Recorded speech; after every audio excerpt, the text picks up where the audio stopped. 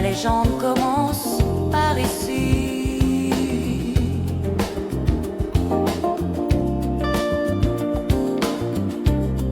Il faut être ici pour exister.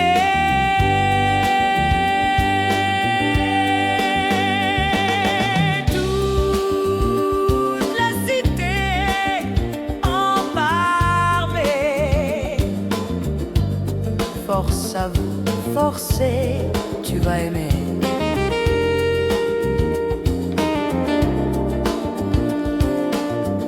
Toute la cité en parle.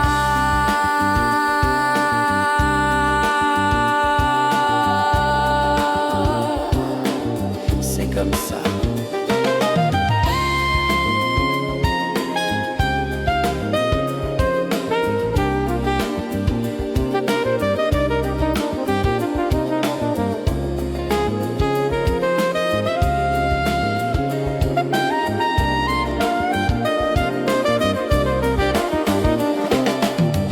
C'est comme ça.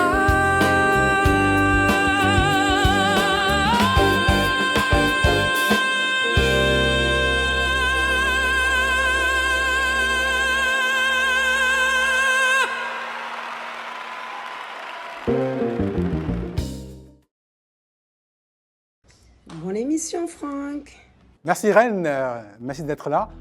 C'est comme ça, la cité parle. Après la fête, on revient au travail tranquillement et comme d'habitude, on commence par l'actu. L'actu, pas de course. Noël Boli. Noël, Oui, comment ça va? bonjour Franck. Ouais, Ouais, impeccable. impeccable. Christian? Salut Christian. Ok. Voilà, comme le Citizen, la fête est passée. On retrouve le travail. Et dans le travail, on a ces petites histoires des Cannes qu'on va compter au Citizen, d'ici et d'ailleurs. Mais on commence plutôt par cette nouvelle, on va dire un peu triste quand même. Oui, enfin, c'est vrai que aujourd'hui était prévu, enfin, c'était prévu aujourd'hui qu'on raconte encore, en tout cas moi, que je raconte encore les fameuses histoires des Cannes précédentes.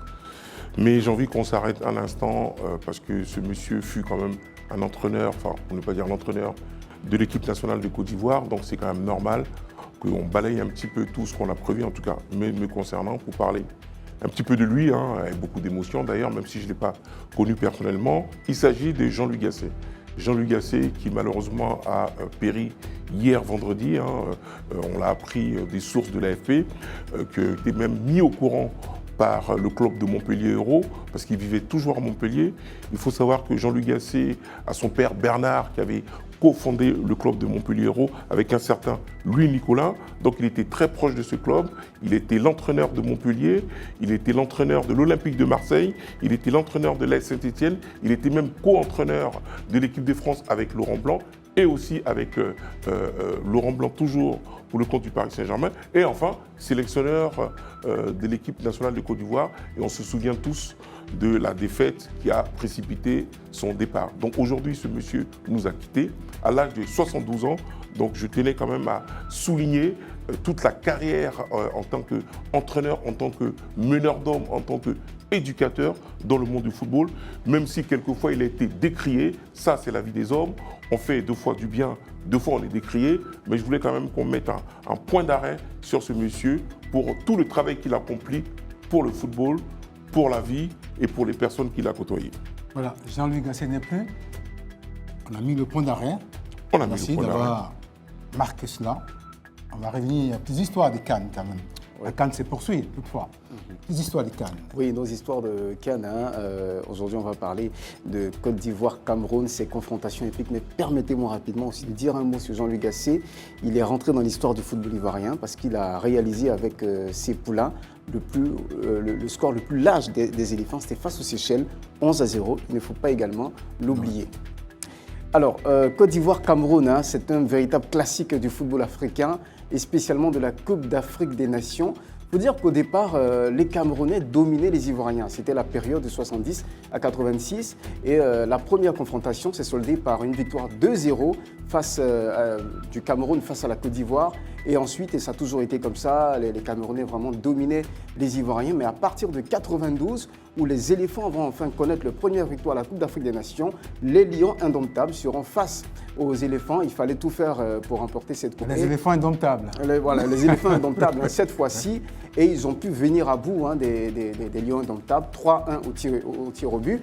Et puis après, voilà, hein, ça s'est enchaîné en 2006 avec la génération Drogba face à la génération Samuel Eto'o. Les éléphants ont encore pris le dessus. En 2015, les éléphants également ont remporté cette belle victoire, hein, qui a permis quand même à la Côte d'Ivoire de faire quand même une campagne excellente et avec à la clé une autre Coupe d'Afrique des Nations. Et puis dans le bilan, c'est 4 victoires pour le Cameroun, 3 victoires pour la Côte d'Ivoire et puis un match nul. C'est serré. C'est sérieux. On espère que les éléphants pourront recoller, hein, et faire en sorte que il soit égalité. Et puis on a l'impression que chaque fois que les deux équipes se rencontrent en Coupe d'Afrique des Nations, le vainqueur sort de cette confrontation. Donc qui vivra verra. On va vérifier tout ça. on verra bien. Oui, c'est vrai qu'on est en plein dedans parce que demain, il y aura un match épique entre la Côte d'Ivoire et le Cameroun. Hein. Donc on part un petit peu comme ça dans des petites histoires. Moi, j'en ai une, mais bon, elle est assez brève. C'est simplement un certain Samuel Eto'o qui, jusqu'aujourd'hui, est le recordman des buteurs pour les phases finales de CAN. Il a marqué 18 buts. Ce record n'a pas encore été égalé. J'espère qu'on aura nos attaquants à nous ici en Côte d'Ivoire qui vont l'égaler. Mais en tout cas, Samuel Eto'o reste au-dessus de tous en termes de buts marqués durant la CAN, qui est de 18 buts, c'est quand même beaucoup. Hein, donc ça me donnerait quand même qu'on arrive à le détrôner. Donc il faut quand même le souligner, parce que Samuel Eto'o, c'est quand même, avec Didier Drogba bien sûr, représente quand même une figure emblématique du football africain qui a fait honneur pas que aux Camerounais, mais aussi à tous les Africains. Nous qui avons eu la chance de voyager un petit peu, à chaque fois qu'on traversait quelques aéroports, on nous parlait soit de Didier Drogba ou de Samuel Eto'o. Donc je voulais quand même aussi m'arrêter là-dessus. Et peut-être aussi, on peut ajouter que si Samuel Eto'o a 18 buts pour toutes les phases finales des CAN, c'est l'Ivoirien Laurent Pokou qui a marqué top niveau d'une seule CAN. Avec 9 buts. Avec 9 buts. L'homme d'Asmara. La première équipe africaine à avoir battu une équipe anglaise, c'est le Nigeria. C'est en 1949. Ça sort de la CAN, mais c'est quand même lié. Faut le dire. Il faut dire quand même 5 buts à 2 pour une équipe nigériane qui jouait pratiquement les pieds sans chaussures contre des Anglais qui étaient chaussés. À la fin du match, les Anglais ont applaudi les Nigérians et on leur a offert leurs chaussures. Vous prenez, vous êtes meilleurs dans le pied. Et c'est voilà le football africain qui est né en Afrique par les côtes, par Dakar, Abidjan, Accra, Lagos, etc. On en parlera une prochaine fois. Ça fera l'objet d'un prochain numéro. On va peut-être dire bonne chance aux éléphants de Côte d'Ivoire qui jouent demain. Bon, on espère surtout qu'ils vont gagner parce que c'est vrai que dans les pronostics, chacun s'accorde à dire que le Cameroun a produit une belle prestation, mais vous savez, un match ne ressemble pas à l'autre. L'approche psychologique est différente, le combat tactique est différent. Je veux dire, la gestion émotionnelle est aussi différente. Chaque match a sa vérité. Chaque match a sa vérité, voilà. Donc on verra bien ce qui se passera. Notre vérité ce soir dans l'œil de la cité, ça va être de voir comment l'IA a changé l'entrepreneuriat dans le monde. Là où il fallait avoir beaucoup d'argent à l'époque, faire une belle expérience de 10-20 ans avant de devenir milliardaire, avec l'IA, il est possible, quand vous y connaissez, d'être du coup millionnaire avec une seule application. Ce sera le sujet de l'œil de la cité tout à l'heure. À tout à l'heure.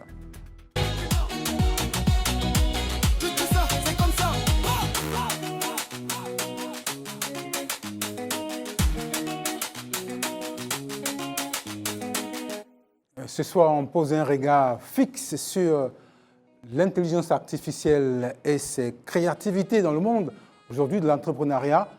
À cela, notre maître IA va être reçu. Nathalie. Salut Franck. Ça va? C'est vous là? Voilà. Jean-Philippe. Salut Noël. Là? Oui. OK. Et puis Laurent Debailly, qu'on prend plaisir à recevoir depuis Depuis qu'on l'entend d'Italie, on va monter juste une seconde. Comment ça va? Ça va très bien. Voilà, aujourd'hui à Abidjan. Le Merci. voici, Laurent Debailly. Je me rappelle. Ce journaliste émérite italien qui, depuis 40 ans, fait le beau jour de la presse en Italie avec de nombreux prix. On en parlera tout à l'heure. Bien sûr. Ce soir, on parle de Toujours la même émission, Nero Subianco. Nelson Bianco. Et je me rappelle très bien, en 2008, j'étais invité sur le plateau de Il faut le dire, Il faut le dire. avec Claude Ah, Francabout. c'est ça le dire. Il y avait Théophile Kouabo. Je me rappelle comme c'était hier, on a parlé de LMD, Ça. Lac de Zoé. Oui, c'est Allez, la mémoire. asseyez-vous. Asseyez-vous. On va parler donc ce soir de l'intelligence artificielle. Et pour ne pas parler dans le vide, on va commencer par cette vidéo, cette jeune dame qui montre les nouvelles réalités dans le monde de l'entrepreneuriat avec l'IA. On regarde après, on revient. L'université de Stanford forme parmi les meilleurs ingénieurs aux États-Unis. Cet étudiant fait partie des profils les plus recherchés. Il étudie les sciences de l'informatique et l'intelligence artificielle. Il lui reste encore 6 mois de master, mais sur ses réseaux sociaux déjà, des dizaines d'offres d'emploi. Celle-là date de lundi dernier. J'en ai reçu 2 le 12 septembre. Une le 5 septembre. En moyenne, c'est une fois par semaine. Amazon, TikTok ou encore le jeu vidéo Roblox. De grands groupes prêts à le rémunérer près d'1,5 fois le salaire moyen américain pour qu'il leur développe des intelligences artificielles sur mesure. Je pourrais gagner au moins 150 000 $ par an. Quand je compare ma situation avec celle de mes amis ou de membres de ma famille, je me rends compte de la chance que j'ai d'avoir fait ces études-là. Le salaire moyen d'un ingénieur en intelligence artificielle aux États-Unis est près de 3 fois plus élevé qu'en France. Et ce chiffre peut même parfois exploser si le salarié possède des parts dans son entreprise. C'est le cas de tous les employés de cette société. Elle fabrique des intelligences artificielles pour des hôpitaux, des usines. Et l'an dernier, sa valeur a été multipliée par 9. Je suis très fier d'annoncer que nous avons déjà fait plusieurs millionnaires parmi nos employés l'année dernière. Mon entreprise est désormais valorisée à 1,8 milliard de dollars. Même pour les salariés qui n'en détiendraient que 0,1%, ça fait quand même beaucoup d'argent. Ce qui se passe actuellement dans la tech en ce moment, c'est incroyable.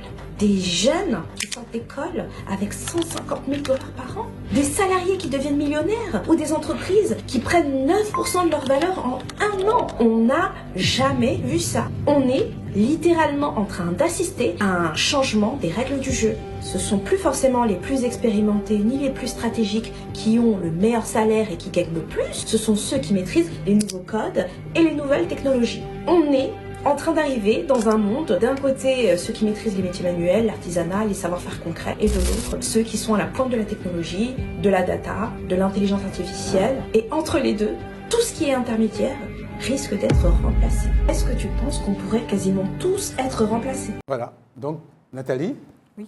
notre maître IA, déjà explique-nous cette vidéo. Alors en fait, dans cette vidéo, la jeune dame qui s'appelle Mama Job, elle explique un peu on va dire ce qui se passe en ce moment, la révolution IA, et elle montre comment ça va transformer l'emploi, l'employabilité, et justement, là, elle y va fort, parce qu'elle nous montre des jeunes qui ne sont même pas sortis d'école et qui sont déjà pourchassés par les grandes plateformes et par les employeurs. D'accord. Jean-Philippe, L'intelligence premier regard sur... L'intelligence artificielle, c'est dans l'air du temps. Je pense que ça a changé beaucoup de choses dans le monde dans lequel on vit. Ça continue d'apporter de nouvelles fonctionnalités et possibilités. Donc, il y a, sur le principe, rien de choquant là-dedans. C'est des opportunités. Et tous les jeunes, justement, qui l'ont compris, se mettent sur ce créneau-là pour essayer d'apporter, d'avoir quelque chose de plus, parce que le marché de l'emploi est de plus en plus concurrentiel. Et donc, il faut forcément ajouter de nouvelles cordes à son arc. Et c'est sûr que l'intelligence artificielle, aujourd'hui, c'est quelque chose de très, très costaud.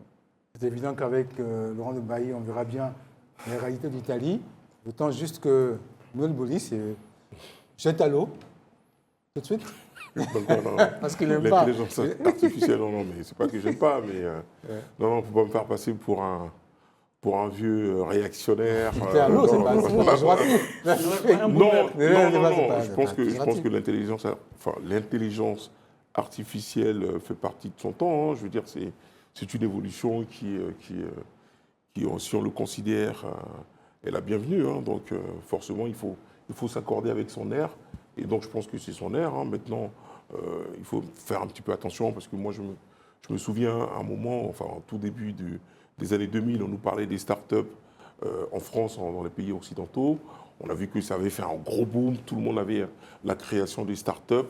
Et après, on a vu que ça avait fait psh, quoi. Donc, à un moment donné, il faut se calmer un peu. On est trop dans l'emballement.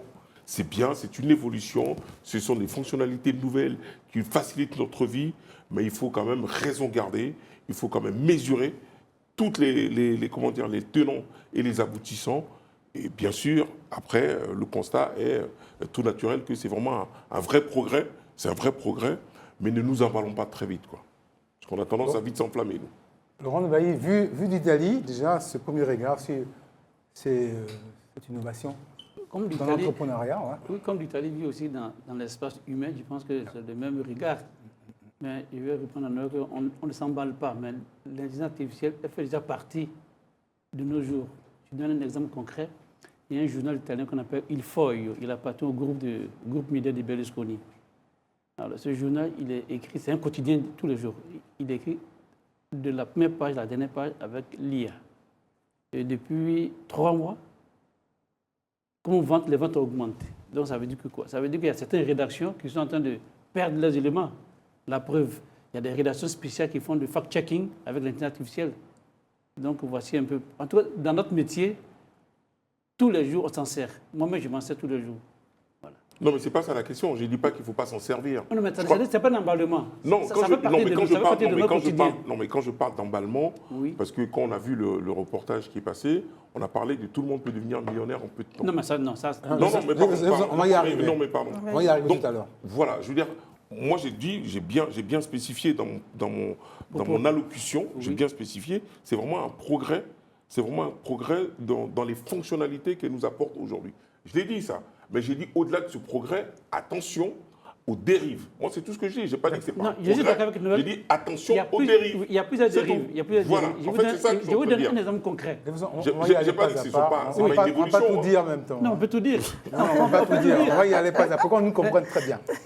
Ils nous comprennent. Après les premiers regards sur ce phénomène, là, vous nous faites une révélation. En Italie, il y a un journal qui a écrit. On appelle le faux. La première page, la dernière page, par l'IA. Oui. Et les chiffres sont en vente. Les chiffres des ventes sont en vente. Sont en Parce qu'il y a une grande précision avec l'IA. D'accord. Ça, c'est déjà les premiers constats qu'on fait. Dans ce reportage, dans cette vidéo qu'on a vue, oui. Il y a une réalité. Des jeunes gens sortis de l'école sont susceptibles d'être déjà millionnaires ou presque millionnaires par l'IA. Où je rejoins Noël, c'est qu'effectivement, on ne peut pas penser qu'avec l'IA, tout le monde peut devenir millionnaire. Ce n'est pas possible, ce n'est pas vrai. Personne ne dirait ça. La preuve, enfin, ce qu'on doit leur conseiller, d'abord, il faut étudier tous les éléments de l'informatique, il faut étudier tous les éléments de l'IA. Parce que l'IA, il y a beaucoup de dérives. Il y a 10 jours de cela, il y a un jeune Burkinabé de 16 ans, il a monté une vidéo avec l'IA, où il annonçait un coup d'État en France, que Macron avait sauté, ça a été prise par un colonel. Macron ne savait pas. C'est un chef d'État africain, qu'on peut taire le nom, on peut bien le dire, qui appelle Macron pour lui dire, mais qu'est-ce qui se passe chez vous? On dit, vous n'êtes plus au pouvoir. Nous, en Afrique, on est inquiétés. Macron, il était à la rencontre des agriculteurs, puisqu'il y a 10 jours, il y avait disons, ils sont sortis dans les rues, tous les agriculteurs, pour la loi de l'Union européenne. Et Macron dit que non, moi, je ne sais rien. Il dit, non, mais j'ai vu la vidéo, il y a une journaliste devant l'Élysée qui disait que non, un colonel a pris le pouvoir. D'accord. Ça c'est les dérives. Oui. On reste dans l'entrepreneuriat, pour l'instant. Oui. Voir comment il y a des nouvelles possibilités avec ce nouveau système pour aller plus vite qu'avant. Pour ce qu'on sait, pour être un grand entrepreneur, ça prend du temps, généralement. Il y a un certain niveau d'âge quand même qu'il faut atteindre. Puis il y a un monde concurrentiel. Pourquoi aller chez Franck et pas aller chez moi? Une entreprise d'une certaine taille, aujourd'hui, il y a des possibilités, selon ce qu'on vient de voir, que ce garçon qu'on a vu dans la vidéo, après sortir de l'école... Souvent, ce sont des cas isolés. Hein. Oui, mais tout le monde ne peut pas... Il y a une possibilité. Oui, non, la possibilité y est, mais je pense qu'on ne doit pas penser que c'est aussi facile. Il n'y a rien qui soit facile. Même dans le traditionnel, il n'y a rien qui soit facile. Hein. Même pour boire de l'eau, c'est difficile. Donc, si tout est difficile, on prend ce qui est faisable, la faisabilité. Ce qu'on veut ressortir, c'est la notion de nouveauté, des possibilités nouvelles que donne ces choses-là. Parce que quand même, d'abord, le garçon, il est black. Oui. Donc aux États-Unis, c'est plus ou moins, c'est peut-être pas la bonne couleur à tout moment. Et du coup, grâce à... Non, c'est pas la bonne pigmentation. Parce que les autres, ils sont de couleur, les autres. Bon, Il faut peu le- importe, ça dépend comment on prend tout ça. Comment on prend tout ça. Mais ce garçon peut devenir millionnaire parce qu'il aura été brillant dans un secteur précis. Il n'y avait pas ça avant. Avant, pour devenir millionnaire, il faut entreprendre, il faut des années, il faut... C'est de ça qu'on veut parler. Oui, mais si, D'accord. non, mais pardon Nathalie, excuse-moi 2 minutes. Mais si tu parles de brillant, déjà brillant, on rentre dans l'exceptionnalité, on est exceptionnel. En général, ce qui est exceptionnel est quand même, j'ai envie de dire, à une place un peu au sommet en termes de gains.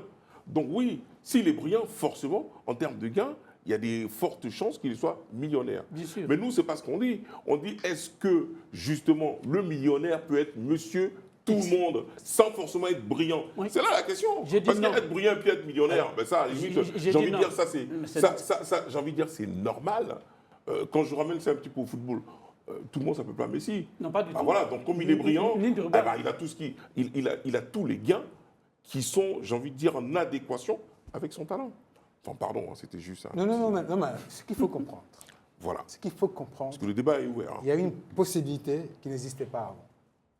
Comme on le dit dans la rue, pour être riche, il faut avoir des parents riches, etc. etc. Bien Aujourd'hui, sûr. sans avoir des parents riches, si on est brillant à l'école, il y en a beaucoup de brillants qui ne sont pas riches. hein. On a cette chance de pouvoir être riche. C'est ça la nouveauté. Moi, je peux prendre la parole? Oh, oui, c'est D'accord. Non, tu peux pas prendre la parole. Alors moi, je dirais d'abord, l'IA, ce n'est pas simplement un outil. Alors, un outil technologique, mais c'est surtout également aujourd'hui une transformation sociétale parce que, évidemment, elle a redistribué les cartes, elle a modifié considérablement, en fait, le marché de l'emploi.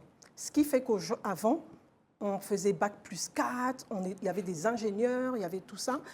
Et aujourd'hui, il faut savoir... Non, mais c'est vrai, on faisait Donc des aujourd'hui, études... nous, les ingénieurs, on Non, a non, plus le c'est droit pas ça. Non, non, d'exister. c'est pas ça. Laisse-la Non, non. terminer, Justement, quand je même. vais Laissez parler. Les ingénieurs, je vais y Laissez-la arriver. parler. on va pas quand même... En fait, Laissez-la parler jusqu'au bout, on saura ce En qu'elle fait, veut dire. on a Vas-y, remarqué que même moi, dans le métier de marketeur que je fais, on appelle ça aujourd'hui la capacité augmentée. C'est-à-dire que l'IA vient transformer le métier et il ne faut pas se cantonner sur ses bases.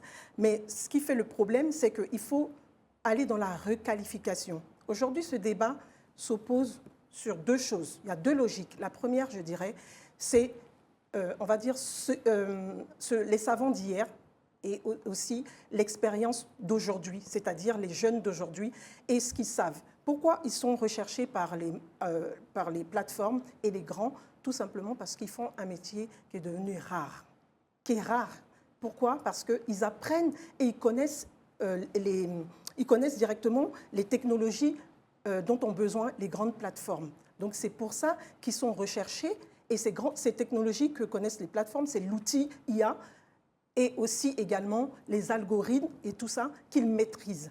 Donc ces personnes, ce sont des nouveaux métiers ramenés par l'IA parce qu'il faut savoir qu'à chaque nouvelle révolution, C'est de vos tout métiers le monde que les anciens veulent refuser. ils ne veulent Non, pas mais refuser. enfin, Et attention, pas de toi. attention par contre. Non, mais enfin, parce que je vois pas la nouveauté, quoi. Non, on ne va pas mettre à l'écart, je vois pas. comment on va dire ça, excusez-moi, venir, on va y je vais venir. juste terminer, on ne va y pas venir. mettre à l'écart l'ancienneté, mais par contre, aujourd'hui, l'ancienneté ne suffit plus. Il faut l'ancienneté plus la requalification. Et les nouveaux métiers, l'IA aujourd'hui est arrivée, on a dit oui, l'IA va supprimer des métiers. Oui, c'est vrai. Je suis navrée de vous dire que l'IA va supprimer des métiers. Mais les métiers que vont supprimer l'IA, c'est des tâches répétitives, des choses que, voilà, ça devient rébarbatif pour l'humain. Mais par contre, dans toute révolution, ça n'a jamais empêché l'humain d'exister et toujours là. surtout aussi d'inventer de nouveaux métiers. Parce que l'IA a peut-être supprimé certains métiers, mais elle réinvente également de nouveaux métiers. Comme ce qu'on a vu dans le reportage, il va faire plus de 150 000 cas par an, si ma mémoire est bonne. Mais c'est excellent. Ça veut dire qu'aujourd'hui, on va à l'école pour se former directement, alors qu'avant, on faisait plus de la culture générale. Et là, aujourd'hui, on va au cœur du métier. Et c'est l'employabilité. Et les employeurs l'ont bien compris et ils vont les chercher, ils vont les pêcher directement pendant qu'ils sont en train de faire leurs études parce qu'ils sont rares tout simplement. Mais voilà, par exemple, c'est un cas pratique. Oui. Pas besoin de faire 10 ans d'expérience pour être recherché par un entrepreneur. C'est ça. Mais Franck, mais moi, il y a Non, des choses que je je vous ne écoute. comprends pas, mais franchement, ou alors je suis peut-être trop bête. Je peux l'admettre, hein, moi ça ne me dérange À vous pas. de voir. Après, non, moi ça ne me dérange pas. Mais Franck, je ne sais pas où tu étais lorsqu'il y avait l'avènement des startups. Mais on était dans les mêmes principes. Quand il y a eu l'avènement de Facebook, de WhatsApp, mais on était tous dans les mêmes trucs. Bah bien sûr, je veux dire, moi, je ne dis pas que ce n'est pas bon. Je dis attention aux dérives. Parce que à côté de ça, qu'est-ce qui se passe? C'est-à-dire que le monde des chômeurs augmente.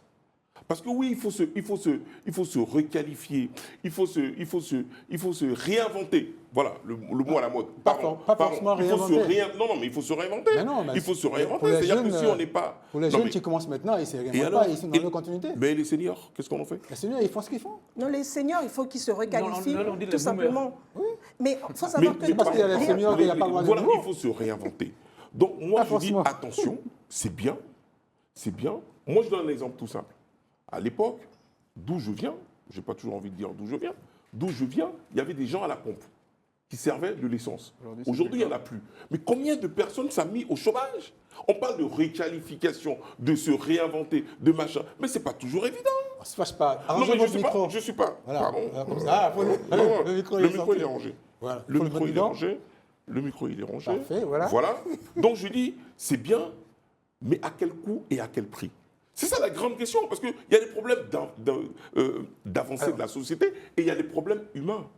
Qu'est-ce qu'on en fait? Parce qu'il faut qu'on reste dans une forme d'équilibre. Moi, c'est ce qui m'intéresse. Une forme d'équilibre. Il y a une avancée, certes, technologique, c'est très bien, mais aussi humainement, qu'est-ce qu'on fait? Voilà, il faut qu'on reste dans une forme d'équilibre. Et Alors, c'est en trouvant ces équilibres-là on vous qu'on dénie pas pourra ça. vraiment penser que cette avancée a servi à tout le monde. Pas simplement aux jeunes. Il n'y a pas que les jeunes dans ce monde. C'est pas ça le problème, en fait. Mais je n'ai pas dit que c'était le problème, je parle d'équilibre. Nous, on parle de la possibilité de créer pour une nouvelle génération de personnes. Là où c'était impossible.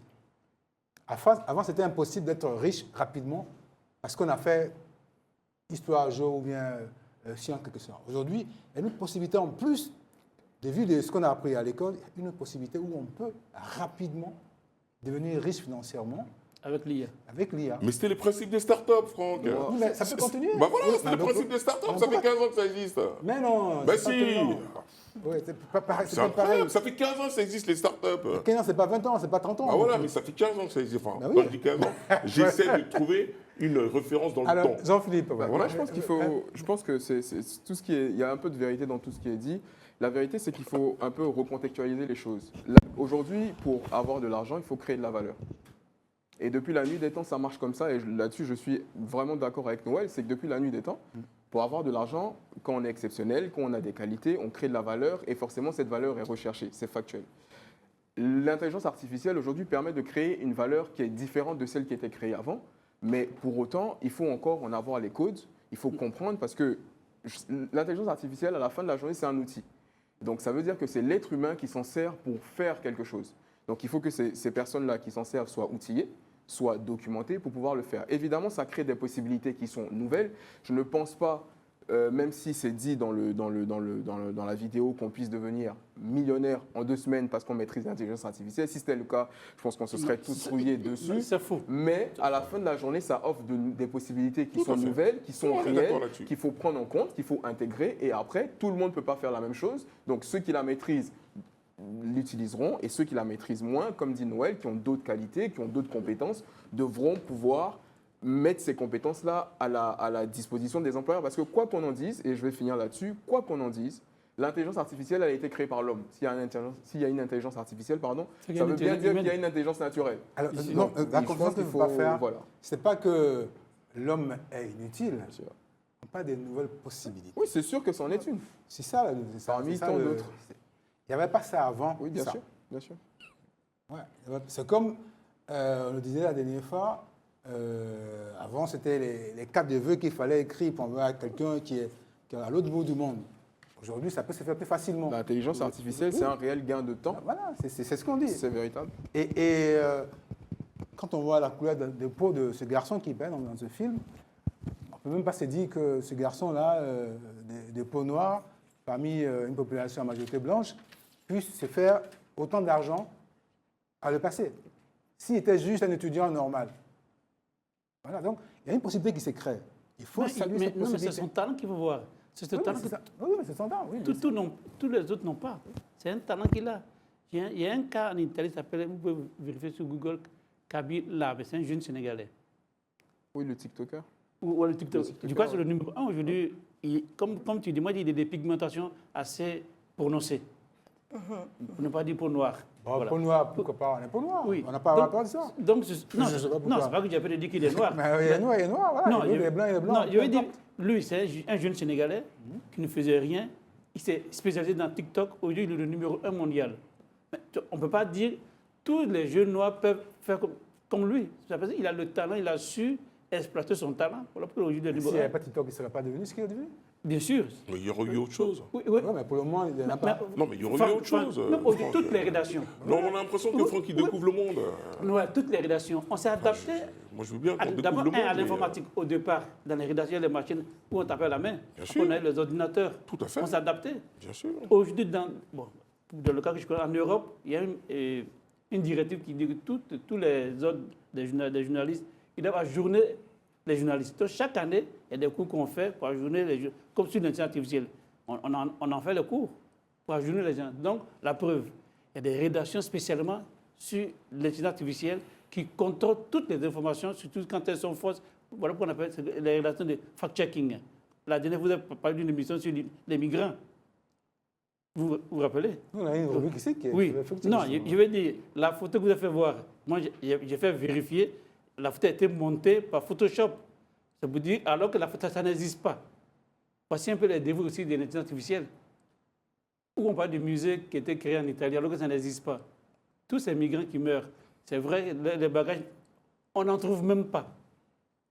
Donc, voici un peu voici les dérives un peu de l'intelligence artificielle. Ça fait tromper les gens qui pensent que ce sont des vraies informations.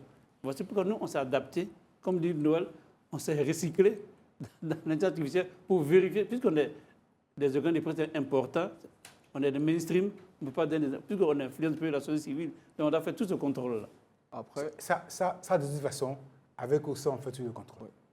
Pour un bon journaliste, il y a toujours un contrôle. Que ce soit fact-checking, le nouveau nom qu'on a adopté ou pas, il y a toujours le contrôle qui s'est fait. Donc, ce n'est pas nouveau non plus de faire un fact-checking.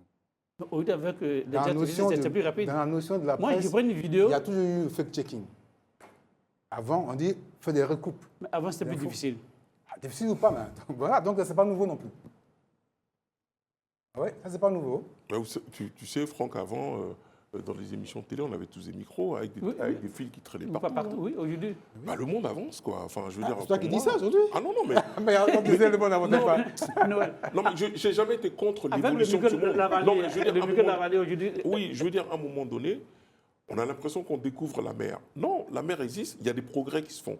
Il faut souligner ces progrès, mais en même temps, il faut faire attention aux progrès qui s'annoncent. On ne découvre rien. Non, mais non. On ne fait que modifier. Voilà. Donc, moi c'est tout ce que je dis. C'est-à-dire que moi, je suis OK, moi, pour... Aujourd'hui, on utilise tous des téléphones portables. Bien sûr. Aujourd'hui, on se pose la question, comment on faisait avant? Nous qui avons connu que les téléphones où il n'y avait pas de téléphone portable. Voilà, donc c'est l'avancée. Mais en même temps, il ne faut pas qu'on nous dise... Oui, mais si vous maîtrisez tous le téléphone portable, vous devenez millionnaire. Non. Il y a un moment donné, il n'y a même pas de lien. Il faut faire attention aux informations qu'on donne, quoi. Je veux juste recentrer un peu le débat de la jeune fille. Ce qu'elle a dit, c'est que... Non, on a compris le débat de la jeune fille. Ce qu'elle parle de recentrer, on a l'impression qu'on n'a pas compris. Ce qu'elle a dit, c'est qu'on n'oppose pas aujourd'hui les seniors et les jeunes. On oppose ces deux logiques, en fait, l'expérience d'hier et les compétences d'aujourd'hui. J'ai parlé de jeunes savants, parce qu'il y avait un dicton qui disait « si jeunesse savait, si vieillesse pouvait ». Aujourd'hui, on va dire que c'est un peu le contraire. Donc, les gens peuvent avoir 10 ans d'expérience, 15 ans d'expérience, ça ne suffit tout simplement plus.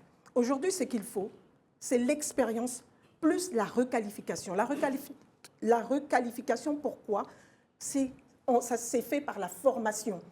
Que vous ayez 40 ans, 30 ans, 50 ans, 60 ans.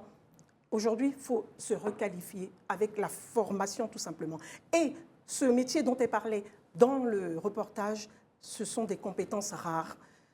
Et c'est un besoin immédiat pour les plateformes. Pourquoi? Parce que quand ils vont vous pêcher lorsqu'ils sont encore étudiants, ce sont des personnes qui créent des intelligences artificielles, ils créent des algorithmes. Et ça, on ne trouve pas ça partout dans le marché de l'emploi. C'est pour ça qu'ils sont happés directement. Alors donc moi, je dirais, il ne faut pas confondre avec le marché du travail dans sa globalité. Il faut le dire, on parle d'un métier bien spécifique. Ces métiers-là, ils peuvent devenir riches. Si aujourd'hui, je me forme et que je fais ce métier, du haut de mon âge que j'ai aujourd'hui, je peux devenir riche. Donc, ça n'a rien à voir avec l'âge. Et ça n'a rien à voir avec également, on va dire, les compétences des seniors aujourd'hui. Un senior peut devenir riche s'il va vers ce type de métier. Donc, quand on parle de devenir riche avec l'intelligence artificielle, on ne parle pas de monsieur et madame tout le monde. C'est-à-dire qu'il faut avoir les compétences, il faut faire l'école et la formation qu'il faut derrière. Et donc, les nouvelles technologies aujourd'hui auxquelles on assiste, comme l'intelligence artificielle, ne nous montrent pas simplement qu'on peut devenir riche avec l'intelligence artificielle. Ça, c'est le gros et c'est l'extraordinaire, c'est ce qu'on veut montrer. Mais par contre, ce qu'il faut retenir, c'est que, quel que soit son métier, même les médecins, je vous dis, aujourd'hui, se forment à l'intelligence artificielle. Quel que soit son métier, il faut aller dans l'intelligence artificielle. Donc, il ne faut pas indexer l'intelligence artificielle. Pourquoi? Parce que ce n'est pas l'intelligence artificielle qui vient à vous. C'est un petit plus qu'il apporte, il ne faut pas le refuser. C'est un plus et en plus, c'est sociétal. Aujourd'hui, on est obligé, quelque part, d'y aller. Non, mais on ne le refuse pas. Non, mais on ne le refuse pas. Non, mais pardon. Non, mais parce qu'il faut... Il ne faut pas se laisser indexer tout de suite comme ça. Il faut que... Il faut que... Pardon, je peux parler, Franck? Attends, tu parleras après que je... Non, mais parce qu'elle a parlé, il faut bien que je le reprenne quand même. Moi, je parle. Bah ouais, non, mais si tu veux compléter ce qu'elle a dit, vas-y. Moi, je veux bien le reprendre quand même. Je complète. Non, mais parce qu'on va dans tous les sens là. On va pas dans tous les On va sens. dans tous les sens là. On va pas dans Moi, tous ce les qu'elle a sens. dit, c'est parce que j'ai dit. On va pas dans tous les On sens. va dans tous les sens là. Non. Ah voilà, donc vas-y alors. On dit simplement qu'il y a une nouvelle possibilité qui se crée avec laquelle il faut partir. Noël, mets dans la poche. On ne dit pas que on fait le néant sur la table. Non, il y a une nouvelle possibilité. C'est ça qui est important. Là où il n'y en avait pas avant, il y a un nouveau passage qui se crée là. On peut y entrer comme on n'est pas y entrer. Ouais. C'est ce qu'on dit en nouveauté. Non, moi je pense que l'expérience de la jeune fille américaine des teints noirs, comme veut qu'on le dise, Franck Arbout. Moi, je ne peux pas dire, mais c'est noir. Oui, c'est un cas isolé. Pourquoi? Parce que d'abord, pour faire les algorithmes, il faut savoir, c'est quoi d'abord un algorithme? C'est une séquence d'informations. Ce n'est pas tout le monde qui a fait l'informatique, ce n'est pas tout le monde qui a fait mathématiques. Merci de l'expliquer quand même. Oui. On l'entend souvent tout le monde avec sait des explications un petit peu larges. Merci de l'expliquer. Beaucoup ne savent pas ce que c'est le théorème de... Je n'ai pas dit le théorème... Non, le théorème de Pythagore, ça c'est... Non, je n'ai pas marqué Pythagore. Il faut se former si on veut savoir ce que c'est. C'est pas... Pourquoi vous voulez que ce soit des cas isolés? Oui, mais c'est un cas isolé. Ce n'est pas un cas isolé. Il y a des écoles pour ça. Non, tout le monde... Celui-là, il est peut-être seul dans le film, mais il n'est pas le seul au monde. Oui, il y en a plusieurs. Tout le monde ne peut pas maîtriser l'IA. Pour maîtriser l'IA, pour écrire un algorithme, il faut étudier. Pour écrire un algorithme. L'algorithme, c'est une séquence d'informations. Il y a des gens qui utilisent. Mais c'est pour ça que j'ai parlé de la formation tout à l'heure. On vient pas... Mais moi, je vous parle aujourd'hui, je me suis formée. Oui. Je faisais un métier avant. J'ai un bac plus 4 en communication. Mais quand l'avènement de l'IA est arrivé, mais j'ai fait un bachelor derrière. Donc ça veut dire que je suis venue compléter le métier que je connaissais avant, qui n'était pas du tout digitalisé forcément. Et donc tout le monde doit passer par là. Une fois qu'on passe par là, qu'on soit ingénieur ou qu'on soit médecin ou qu'on soit mécanicien, on va y arriver. C'est comme avant le traitement de texte, les logiciels. Quand tu allais sur le marché de l'emploi que tu ne connaissais pas les logiciels, on te demandait d'aller faire une formation. Aujourd'hui, c'est pareil. On va évoluer avec l'intelligence artificielle. Le marché du travail ne se réfère plus aujourd'hui forcément à l'ancienneté. Ce n'est pas une guerre entre générations, mais ça se... Non, mais c'est pas, le monde évolue. Donc, c'est dans cette évolution que nous, on se met. C'est ça, exactement. Le monde est dynamique. Oui, il faut rester ça. On ne peut pas outrepasser, outrepasser l'expérience. Mais justement, je n'ai pas dit ça. Outrepasser la bibliothèque. Je n'ai pas dit ça. J'ai dit que l'expérience seule ne suffit plus. Je n'ai pas dit que l'expérience, on ne peut pas l'outrepasser. Mais l'expérience seule ne suffit plus. Il faut la requalification derrière. De Lagrange. Comment? Ceux qui font les algorithmes, ils connaissent le théorème de Lagrange, que tout le monde ne sait pas ce que c'est. Mais par la formation, tu le sauras. La vérité, c'est qu'aujourd'hui, le marché de l'emploi, je ne vais pas dire il est en évolution, mais il est en mouvement. Donc quand on opère sur ce marché-là, il faut être au fait des tendances pour ne pas être dépassé, justement. Il faut évidemment s'informer, il faut se former, mais c'est le cas pour l'intelligence artificielle et c'est le cas pour tous les autres domaines de compétences. Maintenant, à la question, est-ce que l'intelligence artificielle, parce que je pense que la vérité, c'est que c'est ça le débat, est-ce que l'intelligence artificielle apporte de nouvelles possibilités? Oui, bien sûr. Et ça, encore heureux, c'est indéniable. encore C'est heureux indéniable. qu'elle apporte de nouvelles possibilités, Ça, parce que indéniable. le monde dans lequel on est va tellement vite qu'on a besoin, aujourd'hui, le temps, l'expression le temps, c'est de l'argent n'a jamais été aussi réel qu'à l'époque à laquelle on vit. Donc forcément, ça nous apporte de nouvelles possibilités.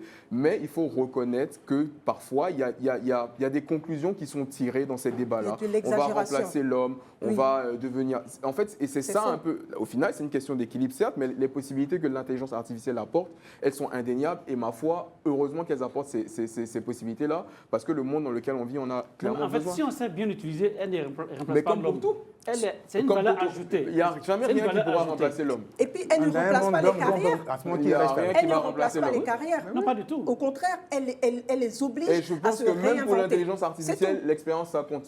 Oui. Parce que justement, un individu qui sait utiliser l'intelligence artificielle, mais qui n'a pas forcément l'expérience adéquate, pourrait en faire une utilisation un peu erronée, faussée, voire dangereuse. Mais tout Mais comme simplement. pour tout. Je veux donc- dire, si tu fais des notes de Exactement, calcul, oui, bien sûr. si tu fais des notes de calcul avec une expérience artificielle et tu ne sais pas quel est le résultat Exactement, oui, bien sûr. auquel tu dois Bien arriver, sûr. eh ben, tu te Et même plantes là- Tout à fait. royalement. Expérience artificielle ou pas. Là, dans le Enfin, débat- je veux dire, ça, c'est des évidences. Là, quoi. Le rending, c'est ça. Là, dans le débat, excusez-moi, mais cette fille n'a pas c'est des parlé évidences, de la quoi. globalité. Oui, bien sûr, bien Ce sûr. dont Elle elle a présente parlé, un tout cas simplement, spécifique qui c'est des pourrait- métiers bien sûr. rares. Elle a parlé le métier est très rare. Oui. Et c'est pour ça que les grandes plateformes vont les chercher Bien sûr.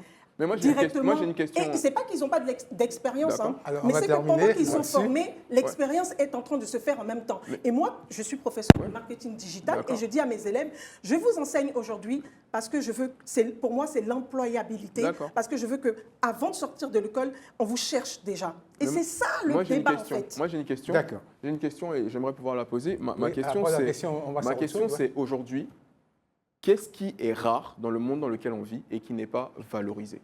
Alors, qu'est-ce qui est rare dans le monde où on Dans vit le- et qui n'est pas Aujourd'hui, l'intelligence valorisé? artificielle, c'est une compétence nouvelle et ceux qui la maîtrisent sont peu, donc forcément sont recherchés.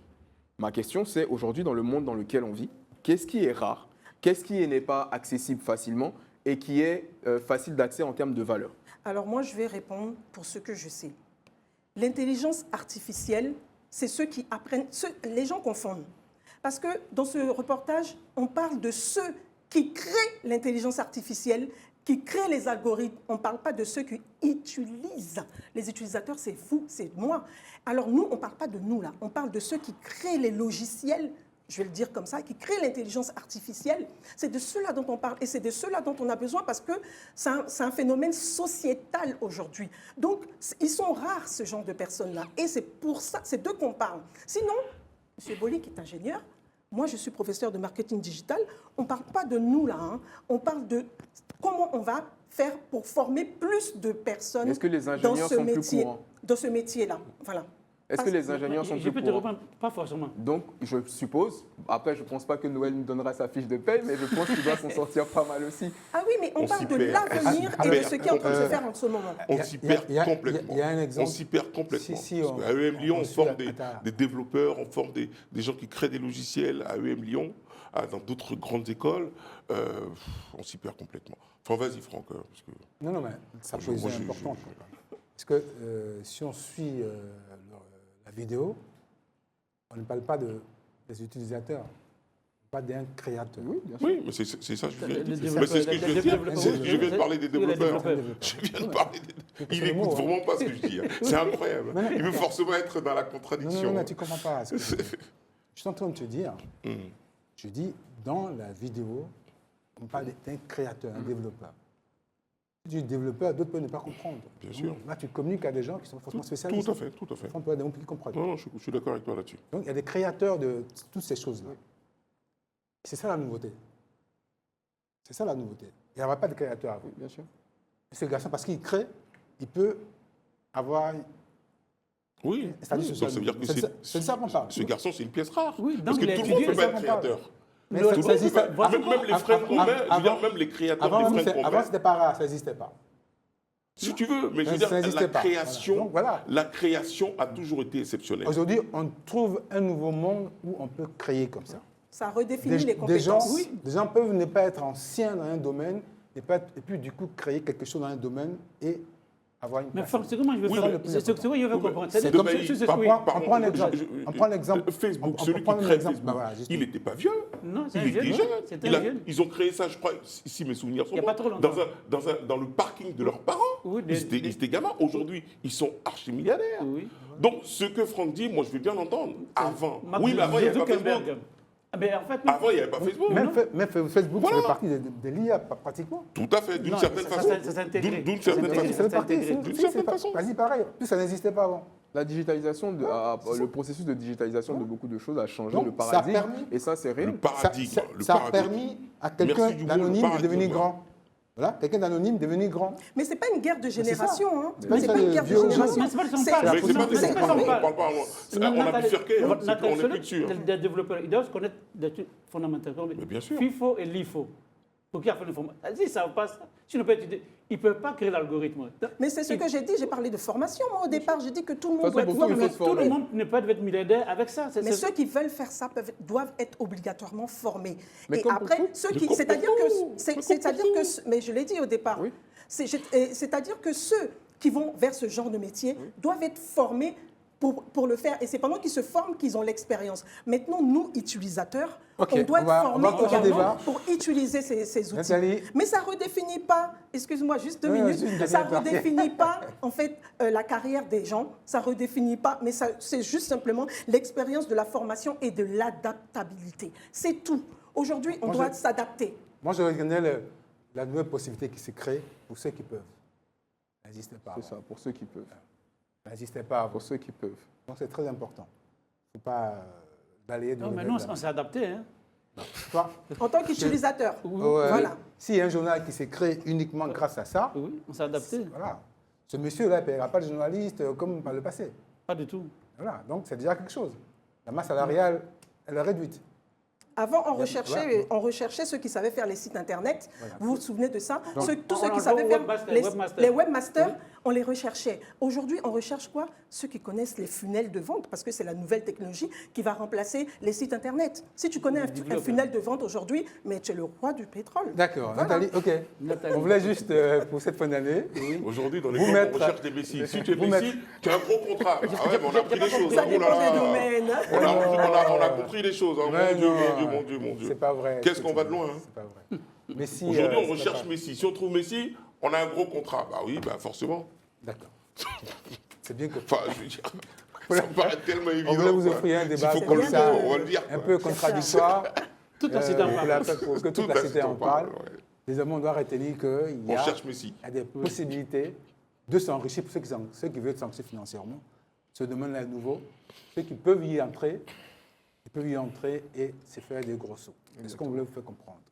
Quelles que soient les contradictions des part et d'autres, c'est normal, c'est ça un débat. À tout à l'heure.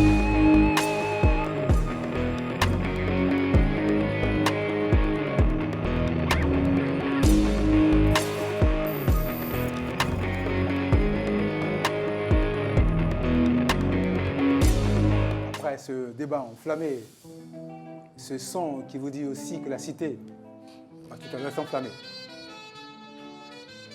Toute la cité en parle. Les échos de la cité. Roselyne. Faut être ici pour exister. Bonsoir Franck. Salut. Bonsoir. Bonsoir. Force à vous, forcez. La beauté baoulée. Monica.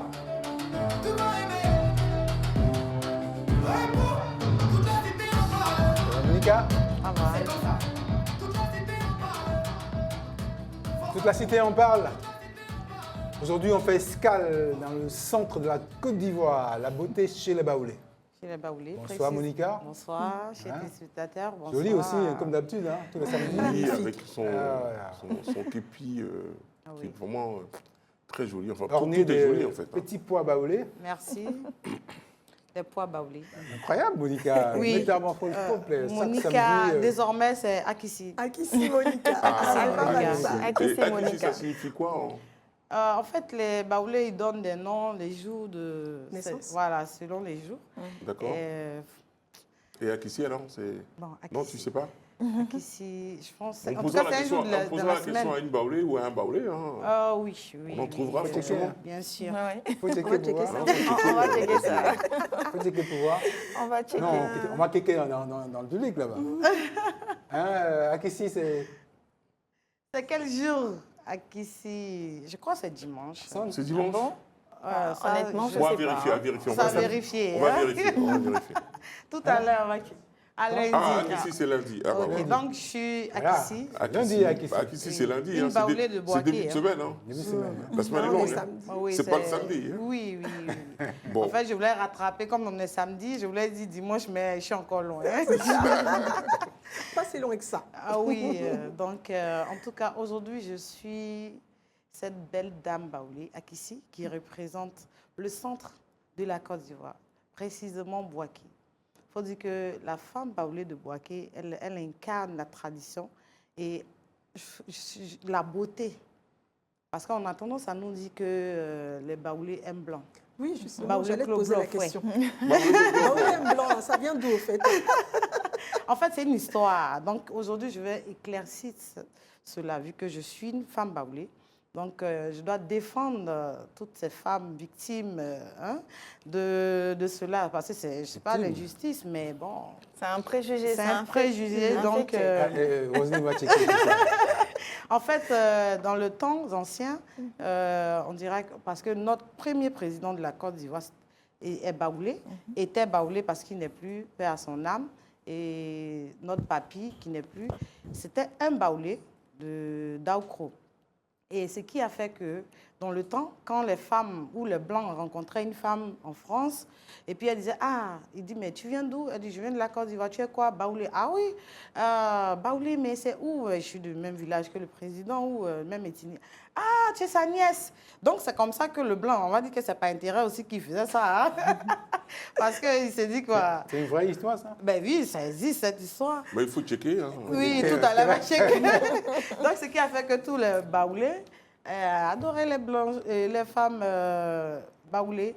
Quand tu dis tu es baoulé, il se dit, elle vient peut-être de la famille du président. Donc, ce qui fait que, sinon, ce n'est pas parce que la femme baoulée, elle marie tout le monde. Les baoulés, elles ne font pas de différence ethnique. Non, en matière d'amour, tu vas retrouver les baoulés au Burkina, au Mali, au Togo. C'est-à-dire, en Côte d'Ivoire, ici, les baoulés sont partout. Donc, il faut dire qu'on est aimables, nous sommes des femmes douces. Nous, les Akissi, les Afoué, les Amouin, les Amra, toutes celles-là, toutes ces belles dames Akissi, bon, qui s'appellent Akissi, hein, mais il y a d'autres aussi, comme je dis, il y a Amra, il y a Afoué. Elles sont adorables. Et je vous invite, comme toujours, à visiter cette partie de la Côte d'Ivoire. Boaké, c'est une très belle ville et il y a beaucoup à y voir là-bas. Vous pouvez découvrir plusieurs sites touristiques là-bas. Donc, chers citizens, je vous invite... Dans le centre de la Côte d'Ivoire. Allons dans le centre de la Côte d'Ivoire, précisément à Boaké. Allons à Boaké. À Boaké, ouais, on dépasse Yamsokro avant d'arriver à Boaké. Donc, je vous envoie un peu plus loin. Donc, laissez Yamsokro.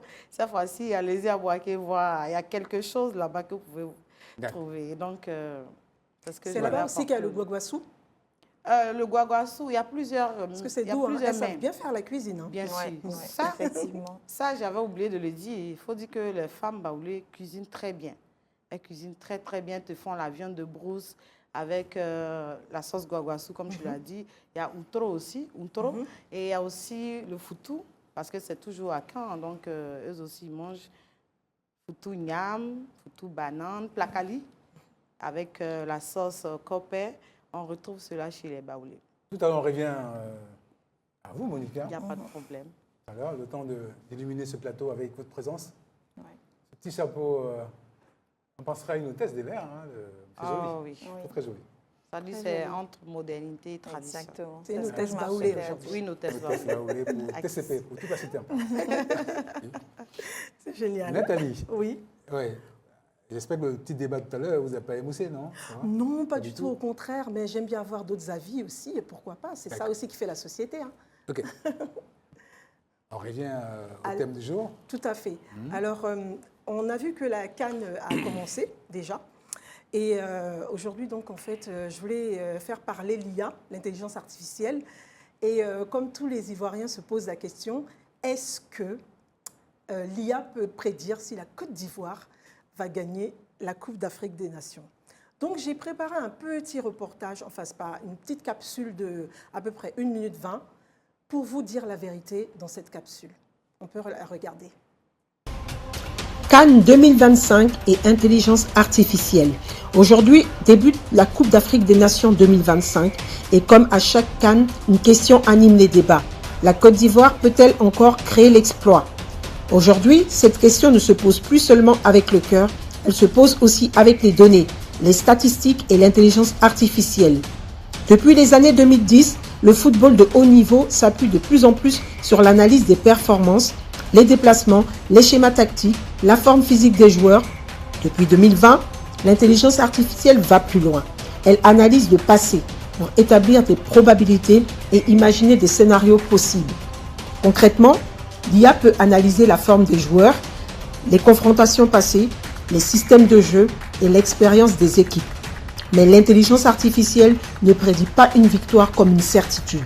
Elle calcule les chances. L'IA calcule les chances, le football, lui, il décide. Car l'IA ne peut pas mesurer le mental, la détermination, la cohésion d'équipe, ni l'amour du maillot. L'intelligence artificielle peut éclairer le débat, aider à mieux comprendre le jeu, mais sur le terrain, ce sont les joueurs qui écrivent leur histoire.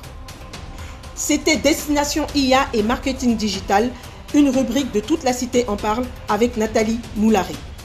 Alors, la prévision de l'IA. Après cette vision, vous avez vu que vous avez eu la vérité. L'IA vous a dit que une estimation. Une estimation. Ouais. Et c'est par la tactique, si je dis bien, pour ceux qui parlent de football. Et les résultats, elle observe et elle voit les joueurs et tout ça, la composition des équipes et l'expérience.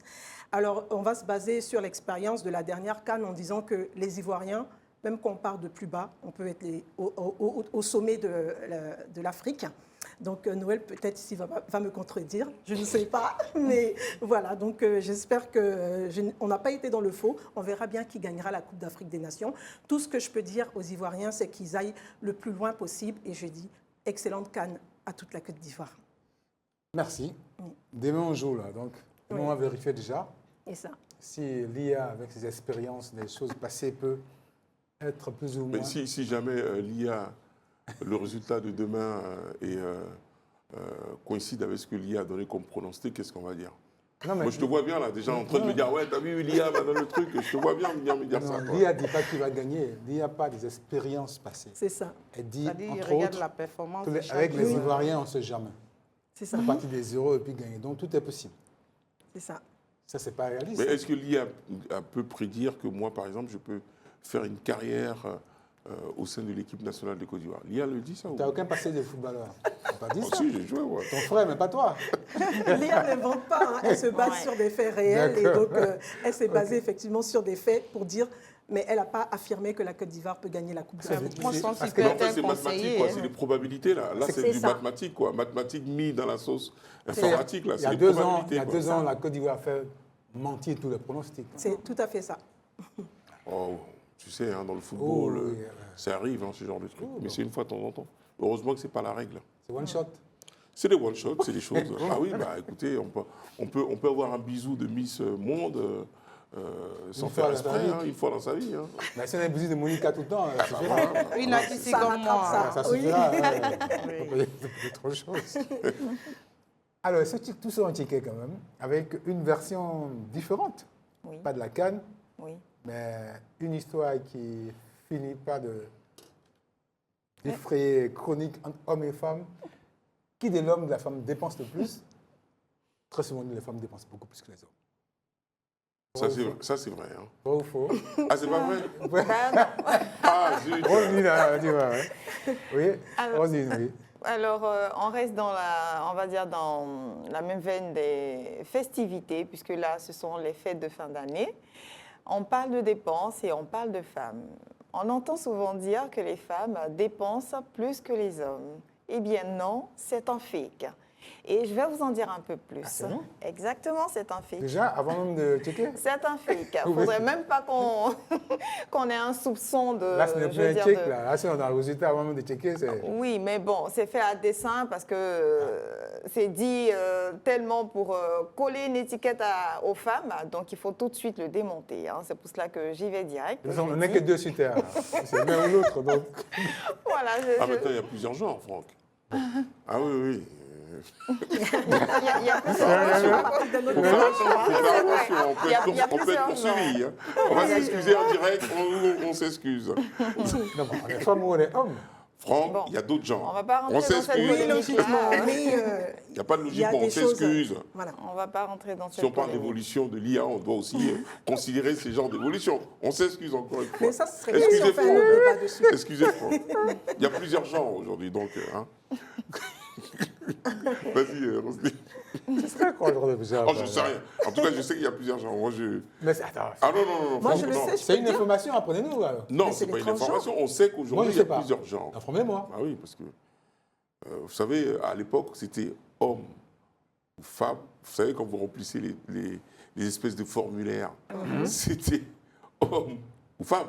Ouais. À l'époque, c'était ça. Oui, c'était ça. Maintenant, c'est homme, femme. Et puis il y a un troisième qui a surgi. Je ne peux pas vous dire lequel, je n'ai plus le souvenir, mais je sais qu'il y a une troisième case. Mais je pense que c'est autre. Ah donc, Franck, aujourd'hui... C'est les transgenres. Ils sont ni femmes ni hommes. Oui. Ah, j'en sais rien. Ou bien alors une femme qui change de sexe, qui va se mettre en homme, et un homme qui change de sexe, qui devient femme. Mais donc, il ne change pas également, mais l'apparence ne change pas. Voilà. Enfin, on va s'y perdre. On préfère quand même qu'elle continue sa rubrique. On va simplifier. Sinon, on va s'y perdre. Ça, c'est clair. Vaut mieux simplifier. Vas-y, Roselyne. Ok, Roselyne. Voilà, bon. donc... Parce que Roselyne, elle a sa citation. Tiens ton cacao. Troisième genre de café. Vas-y, Roselyne. D'accord. Alors, comme je le disais, c'est un fake. Je le dis direct parce que il y a... Expose-nous le problème avant oui, de mais... mais Franck... Même pas dire fragment, c'est pas scientifique, ça. Mais il y a quoi? Il y a le pourcentage que tu connais de quoi? Non, c'est pas... pas... Tu as évalué ça en termes de pourcentage C'est pas une histoire de pourcentage, c'est...